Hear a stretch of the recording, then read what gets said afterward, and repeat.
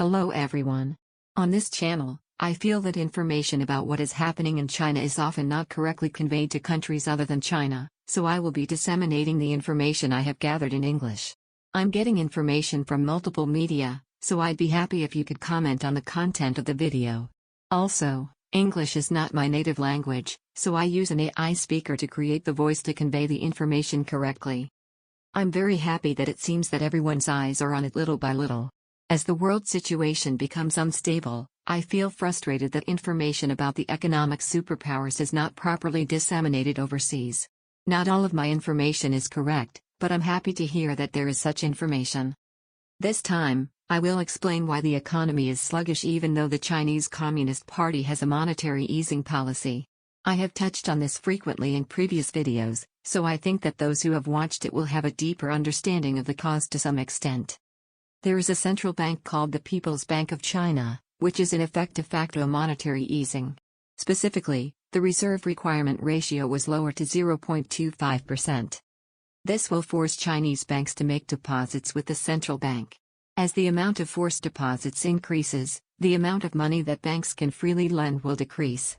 Conversely, less money deposited at the central bank means more money can be lent out. Lowering the reserve requirement ratio means that banks should be more active in lending money. This is the third reduction in the reserve requirement ratio in the past year. Continuing the reduction means continuing monetary easing. Let's compare it with the U.S. policy. As a result of monetary easing in the United States, stock prices rose considerably, but prices also rose in the same way.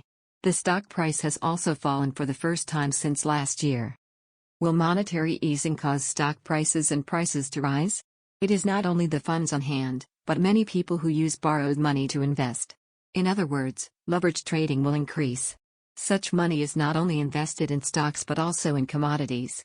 In other words, you can buy a variety of products, which leads to an increase in prices. However, there are exceptions.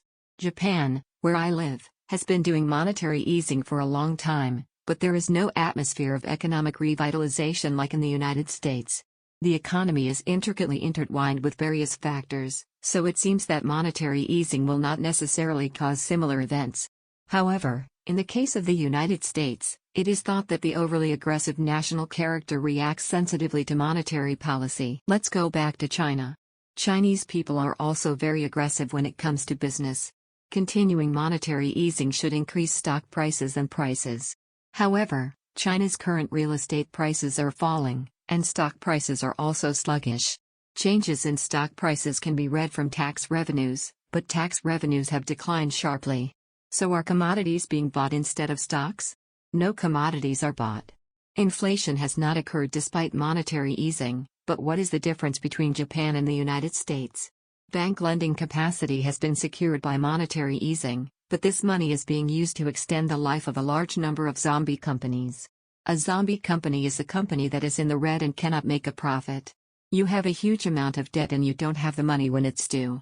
In such cases, we will refinance. Borrow new money and repay it, including interest. Deferred repayment. If this procrastination continues for many years, the debt will continue to grow. In the first place, the company will go bankrupt if it cannot refinance because it is in the red and cannot make a profit. Banks have to take care of these zombie companies. I have lent money to a company that is going out of business, and I have not been able to collect it, but I have lent additional money. As a bank, if the company that provided the loan goes bankrupt, it will be recorded in the red because it will not be possible to collect the loan, which will affect bank management. The liquidity of money supplied by the central bank is used to extend the life of zombie companies. This life-extending loan is meant to avert a crisis for the medium economy as a whole. When a zombie company goes bankrupt, so many people will be out of work. If the number of unemployed increases, domestic consumption will stagnate, further deteriorating the domestic economy. Even if it is a loss-making company, it is necessary to have a blood transfusion to turn the economy at a minimum, so there is an economic effect that is different from the intended direction. And zombie companies are basically state-owned enterprises. I think it also includes the implication of maintaining a senior Communist Party post, but it cannot be continued forever.